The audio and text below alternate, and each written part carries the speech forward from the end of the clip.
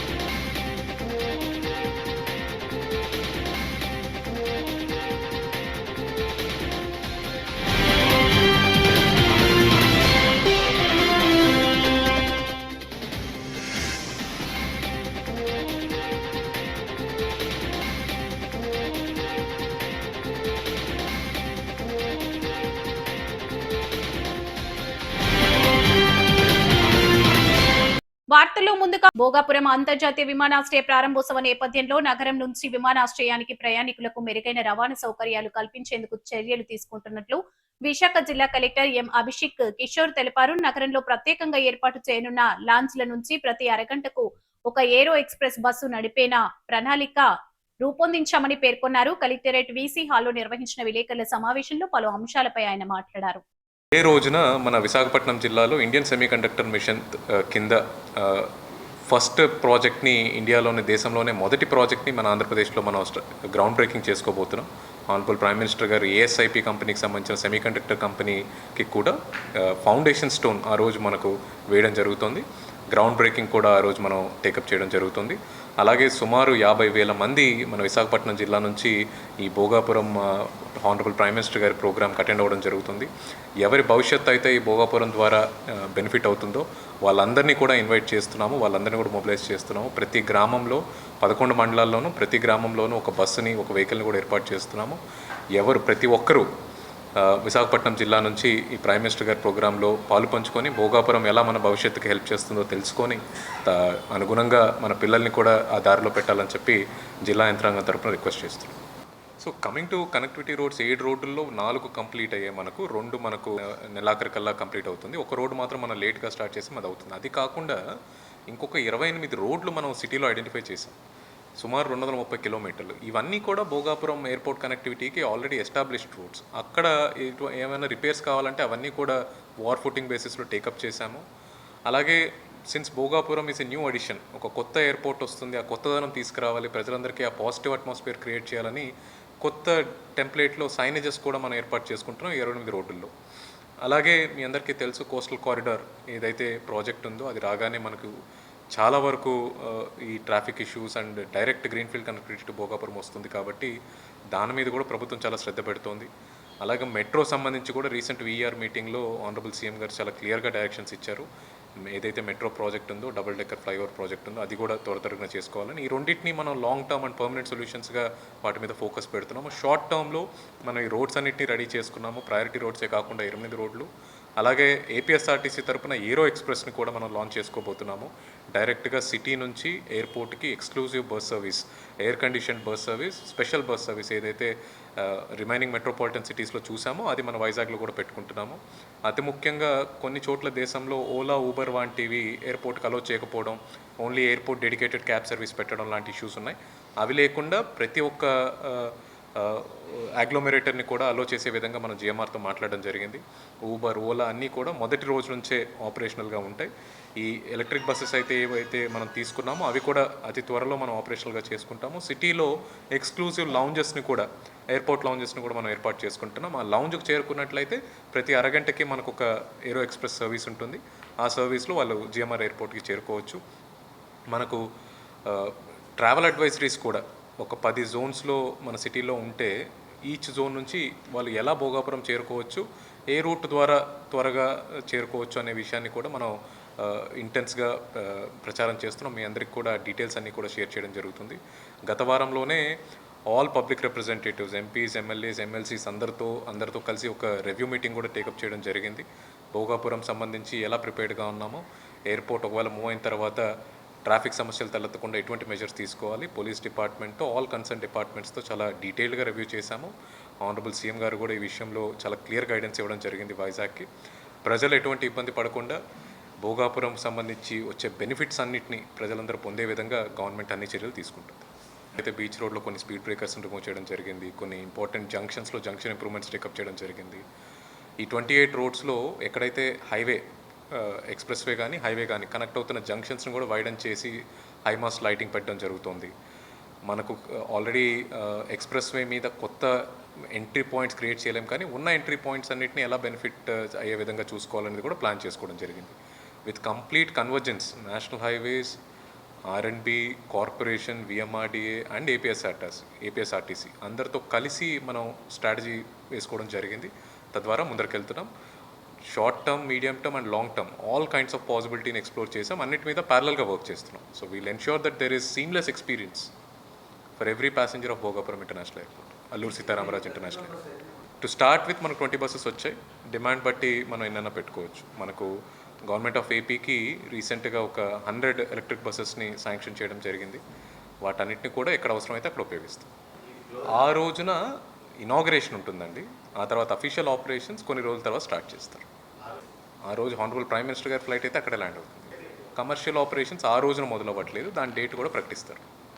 Agency ప్రాంతాల్లో గిరిజనుల రాజ్యాంగ చట్టబద్ధమైన హక్కుల పరిరక్షణకు కట్టుబడి ఉండాల్సిన కూటమి ప్రభుత్వం అబద్ధాల ప్రచారంతో కాలయాపన చేస్తుందని వైఎస్ఆర్ కాంగ్రెస్ పార్టీ గిరిజన నేతలు మండిపడ్డారు. విశాఖపట్నంలోని వైఎస్ఆర్సీపీ జిల్లా కార్యాలయంలో నిర్వహించిన విలేకరుల సమావేశంలో మాజీ ఉప ముఖ్యమంత్రులు, మాజీ మంత్రులు, ప్రజా ప్రతినిధులు మీడియాతో మాట్లాడారు. అందరికీ నమస్కారం. ఈరోజు అన్ని నియోజకవర్గాల్లో ఉన్నటువంటి వైఎస్ఆర్ కాంగ్రెస్ పార్టీ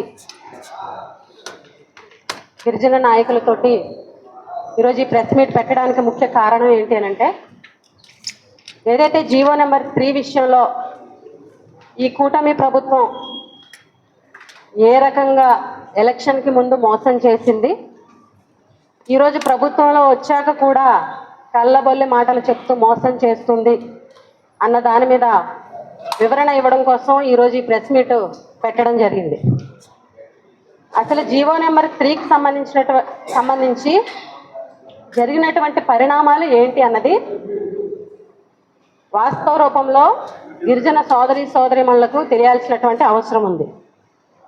ఏదైతే 2000 సంవత్సరంలో జీవో నెంబర్ 3ని తీసుకొచ్చిన తర్వాత 2002లో లీలాప్రసాద్, చేబ్రోలు లీలాప్రసాద్, బోడా వెంకటేశ్వరరావు అని 2 వ్యక్తులు సుప్రీంకోర్టులో 2 పిటిషన్లు వేయడం జరిగింది. సివిల్ అప్పీల్ నెంబర్ 3609/2002, అదేవిధంగా సివిల్ అప్పీల్ నెంబర్ 7040/2002. ఈ 2 పిటిషన్లు కూడా 2002లో ఏప్రిల్ 26వ తారీఖున సుప్రీంకోర్టులో ఫైల్ చేయడం జరిగింది. ఆ తర్వాత 18 సంవత్సరాల పాటు సుదీర్ఘ వాదనలు జరిగిన తర్వాత 2020 ఏప్రిల్ 22వ తారీఖున సుప్రీంకోర్టు జీవో నెంబర్ 3ని కొట్టివేయడం జరిగింది. జీవో నెంబర్ 3ని 2020లో కొట్టేసిన తర్వాత ఏదైతే ఈ కూటమిలో ఉన్నటువంటి నాయకులందరూ కూడా ఒక బ్యాడ్ ప్రాపగండాని గిరిజనులకు తీసుకెళ్లడం మీరు అందరూ కూడా చూశారు. అయితే జీవో నెంబర్ 3ని సుప్రీంకోర్టు కొట్టిన తర్వాత వైఎస్ఆర్ కాంగ్రెస్ పార్టీ ప్రభుత్వానికి ముందున్నటువంటి ఆప్షన్ రివ్యూ పిటిషన్ అనేది వేయడం అనేది వైఎస్ఆర్ కాంగ్రెస్ పార్టీ ముందున్నటువంటి ఆప్షన్. ఏప్రిల్లో జీవో నెంబర్ 3ని కొట్టేస్తే జూన్ నెలలో ట్రైబల్ అడ్వైజరీ కౌన్సిల్ అంటే గిరిజన సలహా మండలి సమావేశమయ్యి ఒక రిజల్యూషన్ కూడా సలహా మండలి చేయడం జరిగింది. ఆ రిజల్యూషన్లో రివ్యూ పిటిషన్ వేయాలి అని ఒకటి, అదేవిధంగా క్లాస్ 5(2) అనేది ప్రభుత్వానికి సజెస్ట్ చేస్తూ ఒక రిజల్యూషన్ చేయడం జరిగింది 2020 జూన్ 18వ తారీఖున. 111వ AP tribal advisor council meeting సంబంధించినటువంటి రిజల్యూషన్ ఈరోజు ప్రెస్ వాళ్ళకి చూపించడం జరుగుతుంది. అయితే ఏప్రిల్లో సుప్రీంకోర్టు జీవో నెంబర్ 3 కొట్టేస్తే జూన్ నెలలో టిఏసి అనేది రిజల్యూషన్ చేస్తే జూలై నెలలో ఆంధ్రప్రదేశ్ ప్రభుత్వం సుప్రీంకోర్టులో రివ్యూ పిటిషన్ వేయడం జరిగింది. ఆ రివ్యూ పిటిషన్ డైరీ నెంబర్ 14598/2020 అనే రివ్యూ పిటిషన్ ని సుప్రీంకోర్టులో వేసిన తర్వాత supreme court Visakha metro region development authority Bhogapuram అంతర్జాతీయ విమానాశ్రయం శాఖతో కోట్ల రూపాయల ప్రజాధనంతో ప్రైవేటు వెంచర్ల చుట్టూ మాస్టర్ ప్లాన్ రోడ్డు నిబంధనలకు విరుద్ధంగా వేస్తుంది అని జనసేన మాజీ కార్పొరేటర్ పీతల మూర్తి యాదవ్ గురువారం విశాఖలో ఒక ప్రైవేటు హోటల్లో మీడియా సమావేశం నిర్వహించారు. ఈ సందర్భంగా ఆయన మాట్లాడుతూ రాష్ట్ర ప్రభుత్వ పెద్దలకు భోగాపురం కళ్ళ గంతలు కట్టి ప్రైవేట్ రియల్ ఎస్టేట్ సేవలో పునీతులు అవుతూ కొందరు విఎంఆర్డీఏ పెద్దలు కోట్లు గడిస్తున్నారు అని ఎద్దేవా చేశారు. మాస్టర్ ప్లాన్ రోడ్లు ఏవైతే రూపొందించి ప్రజల సౌకర్యార్థం ఈ ప్రాంతానికి ఒక మంచి ఇన్ఫ్రాస్ట్రక్చర్ని ఇవ్వాలని చెప్పి కూటమి ప్రభుత్వం ప్రధానంగా 7 రోడ్లు ఏవైతే ఉన్నాయో త్వరితగతిన ఆ 7 రోడ్లు ముందులో అవన్నీ కూడా రోడ్లు వేసేయాలి, కనెక్టివిటీ ఈజీగా ప్రజలకి వెళ్ళేటట్టు చెయ్యాలనేటువంటి ఏదైతే తపన రాష్ట్ర ప్రభుత్వాన్ని ఉందో కూటమి ప్రభుత్వాన్ని, ఆ భోగాపురం ఎయిర్పోర్ట్ రోడ్స్లో భాగంగా మొత్తంగా 15 రోడ్లు ఏదైతే డిజైన్ చేశారో 15 రోడ్లలో ముందర 7 రోడ్లు అత్యంత వేగంగా వేయాలని చెప్పి రాష్ట్ర ప్రభుత్వం ఏదైతే భావించిందో ఆ భోగాపురం ఎయిర్పోర్ట్ యాక్సెస్ రోడ్స్లో భాగంగా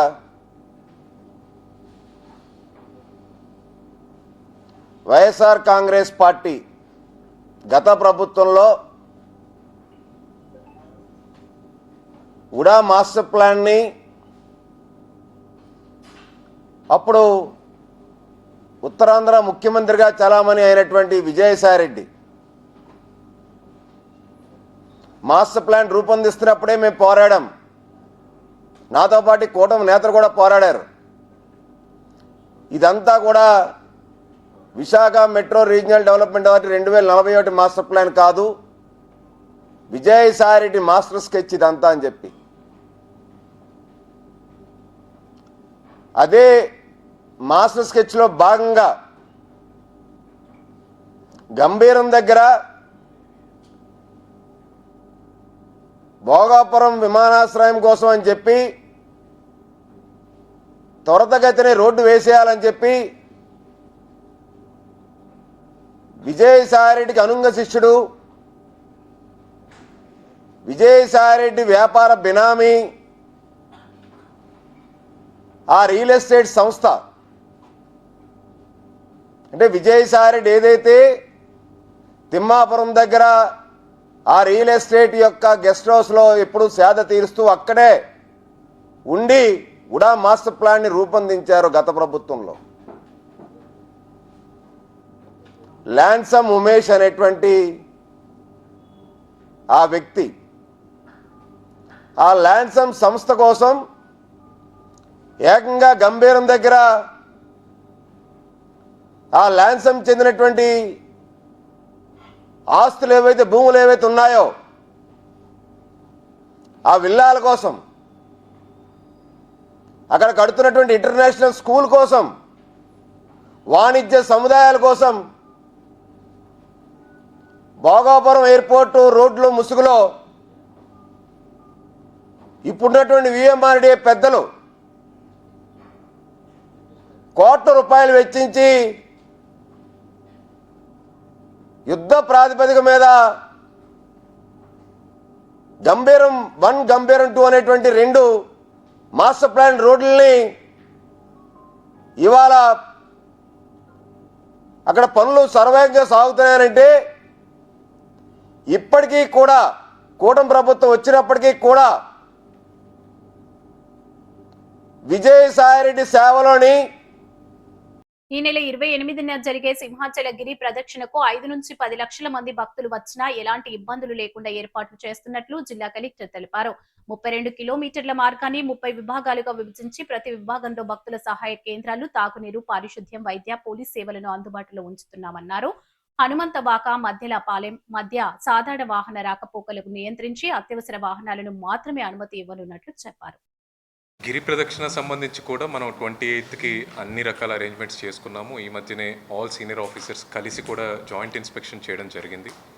మనకు ఒక స్ట్రెచ్ మనకు ఒక దగ్గర జీవీఎంసీ వర్క్స్ జరుగుతున్నాయి. వార్ ఫుటింగ్ బేసిస్ మీద మన ఏదైతే కుమారి కళ్యాణం దగ్గర వర్క్స్ జరుగుతున్నాయి ఇందిరానగర్ నుంచి, అవి కూడా మ్యాక్సిమం ప్రోగ్రెస్ వచ్చింది, కంప్లీట్ చేసుకుంటాము. 32 కిలోమీటర్లలో ఒక 31 సెక్షన్స్గా డివైడ్ చేసుకున్నాం. 30 సెక్షన్ల కింద 30 అసిస్టెంట్ సెంటర్, పిలిగ్రిమ్ అసిస్టెంట్ సెంటర్స్ని ఏర్పాటు చేస్తున్నాము. ఆ ప్రతి సెంటర్లోనూ శానిటేషన్ సంబంధించి, వాటర్ సప్లై సంబంధించి, అలాగే స్ట్రీట్ లైటింగ్ సంబంధించి, బందోబస్తు కోసం పోలీస్ సపోర్ట్, మెడికల్ టీం, వీళ్ళందరినీ కూడా అక్కడ ఏర్పాటు చేస్తున్నాం.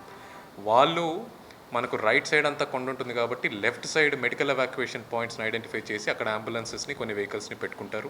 ఒకవేళ ఏదైనా ఎమర్జెన్సీ ఉన్నట్లయితే ఆ లెఫ్ట్ సైడ్ ఉన్న రోడ్స్, ఇంటర్నల్ రోడ్స్ నుంచి వాళ్ళని నియరెస్ట్ హాస్పిటల్ తీసే విధంగా ప్లాన్ చేసుకున్నాము. మనం ఆ రోజున కొన్ని అడ్వైజరీస్ని, మెజర్స్ని కూడా సిటిజన్స్కి ఇష్యూ చేయబోతున్నాము. ఈరోజు మధ్యాహ్నం ఒక ఫైనల్ కన్వర్జెన్స్ మీటింగ్ పెట్టుకొని 2 కమిటీస్ని ఫామ్ చేయడం జరిగింది.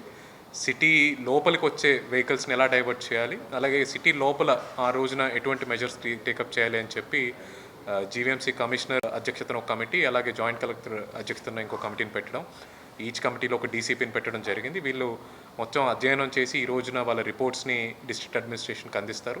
దాని మీద డెసిషన్ తీసుకొని ఒక ప్రొసీడింగ్స్ని కూడా డిస్ట్రిక్ట్ లెవెల్లో మనం ఇష్యూ చేసి అడ్వైజరీస్ని ప్రజలకు ఇస్తాము. గిరి ప్రదక్షిణాన్ని సక్సెస్ఫుల్గా చేసుకునే విధంగా ఎటువంటి అవాంఛనీయ సంఘటనలు జరగకుండా అన్ని జాగ్రత్తలు ప్రభుత్వం నుంచి తీసుకుంటాం. లాస్ట్ టైం 3 to 5 lakhs వచ్చారు. ఈసారి మనం 5 to 10 lakhs వరకు వచ్చినా హ్యాండిల్ చేసే విధంగా మనం ప్లాన్ చేసుకుంటున్నాము. హనుమంతవాక నుంచి మద్దెలపాలెం వరకు ట్రాఫిక్ వెహికల్స్ని కంప్లీట్గా వెళ్లకుండా చేసి కేవలం గిరి ప్రదక్షిణకు వచ్చే వాళ్ళనే అక్కడ నడిచే విధంగా ప్లాన్ చేస్తున్నాము. స్టిల్ ఎమర్జెన్సీ వెహికల్స్ ఏమైనా ఉంటే తప్ప రిమైనింగ్ వెహికల్స్ అన్నిటికీ డైవర్షన్స్, ఎనఫ్ సైనేజెస్ కూడా మనం ఏర్పాటు చేసుకోవాలన్నది ఆలోచన. పంచదార్ల కొండలో అక్రమ మైనింగ్ వెనుక MP, CM Ramesh, MLA Vijay Kumar ఉన్నారని వైసీపీ నేత ధర్మశ్రీ ఆరోపణ చేశారు. గురువారం విశాఖ నగర పార్టీ కార్యాలయంలో మీడియా సమావేశంలో ఆయన మాట్లాడుతూ నిబంధనలకు విరుద్ధంగా పంచదార్లలో అక్రమ మైనింగ్ జరుగుతుందని విమర్శించారు. 7 నెలల క్రితమే అధికారులకు ఫిర్యాదు చేసినా ఎలాంటి చర్యలు తీసుకోలేదని ఆయన పేర్కొన్నారు. 7/6/2026 ఇది కూడా మీకు ఈ డాక్యుమెంట్ ప్రతి ఒక్కరికి ఇప్పుడు ఇస్తాను, నేను మీకే ఇస్తాను. ఇది తెచ్చుకొని మొత్తం టోటల్గా దానికి ట్రాన్స్పోర్ట్ సంబంధించి 4 ఎకరాల 99 హెక్టార్లకు సంబంధించి లీజ్ ఆర్డరు 15/5/2026న తీసుకొచ్చినటువంటి పరిస్థితి. ఇది కాక ఇకపోతే ఈ సుందర్ బిజ్ కుమార్ బినామీ, ఇది ఎప్పుడు చూడండి డేటు, నిన్న చెప్పాడే ఎప్పుడో 2023లోనే ఆర్డర్ వచ్చింది. వైసీపీలోనే 2024కి జనవరి కల్లా వాళ్ళు అప్లై చేసుకుంటారు. మేము రెండింటికే పర్మిషన్ తెచ్చాం. ఎప్పుడైనా ఒక మైనింగ్ యాక్ట్ ప్రకారంగా ఒకరి అప్లికేషన్ ఎవరైతే ముందు పెడతారో, ముందు పెట్టినటువంటి వాడికి ప్రభుత్వం ఓకే చేస్తే మిగిలిన అప్లికేషన్లు అవి ఎవరు రిజెక్ట్ చేయక్కర్లేదు, ఆటోమేటిక్గా రిజెక్ట్ అయిపోతాయి. కానీ ఇక్కడ నిన్న మాట్లాడుతున్నటువంటి ఆంబోతు ఏం మాట్లాడుతున్నాడు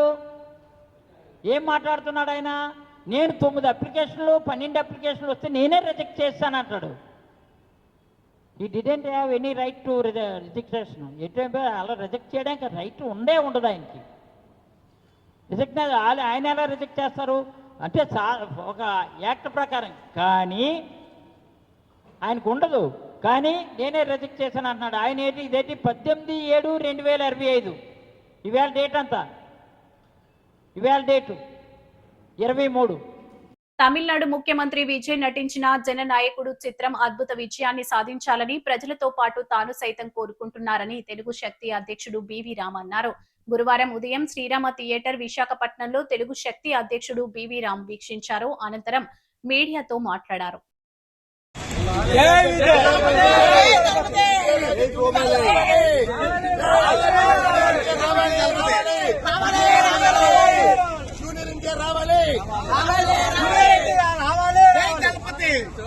జననాయకుడు సినిమా తమిళనాడు ముఖ్యమంత్రి విజయ్ గారు ఎలక్షన్ ముందు చెప్పారో సేమ్ అదే పందాలు వెళ్ళింది.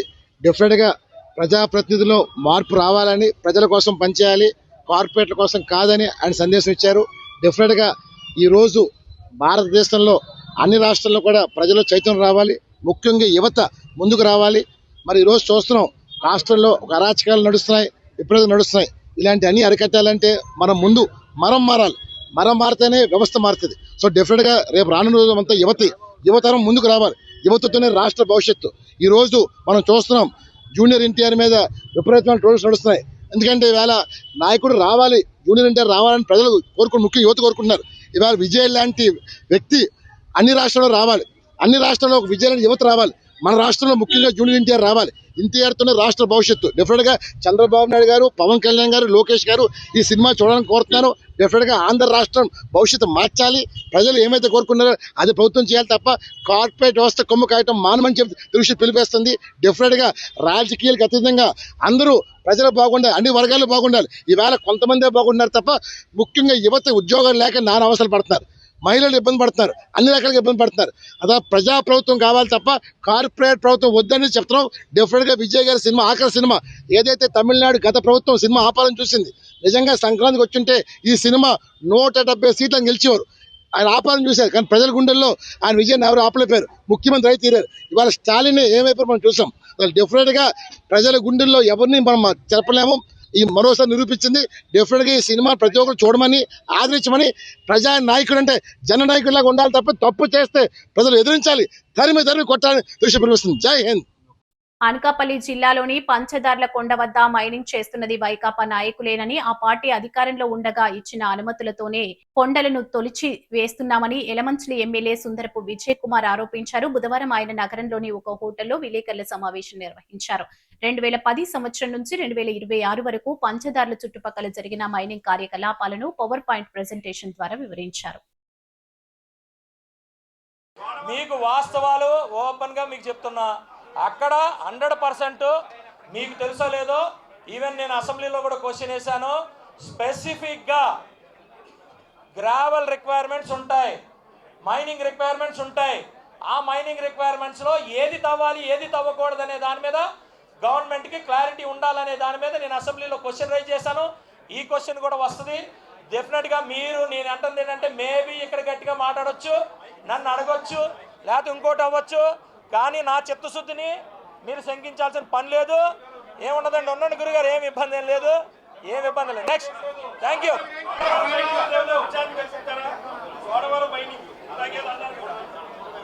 మంచి క్వశ్చన్ వేశారండి. ఏమన్నారంటే ఇందులో గ్రావెల్ అండ్ బోల్డర్స్ అనే ఆర్డర్ ఇస్తారు. బోల్డర్స్ మనం తీయాలంటే అందులో బోర్ చేయాలి, డెఫినెట్గా వైబ్రేషన్ వస్తుంది. నేను సపోర్ట్ చేయట్లేదు. మీకు పదే చెప్తున్నా, ఏదైతే క్వారీ ఉందో ఆ క్వారీకి నేను సపోర్ట్ చేయట్లేదు. అది ఆపమని చెప్పి లెటర్ ఇచ్చింది నేను. కరెక్ట్, మంచి క్వశ్చన్ అడిగారు. ఏమండి ఒకసారి అండి, మంచి క్వశ్చన్ అడిగారు మీరు. బాబు ఒక్కసారి ప్లీజ్ ఆన్సర్ చెప్పనియండి. మంచి క్వశ్చన్ అడిగారు. డిఆర్సి మీటింగ్లో తీర్మానం చేసాం.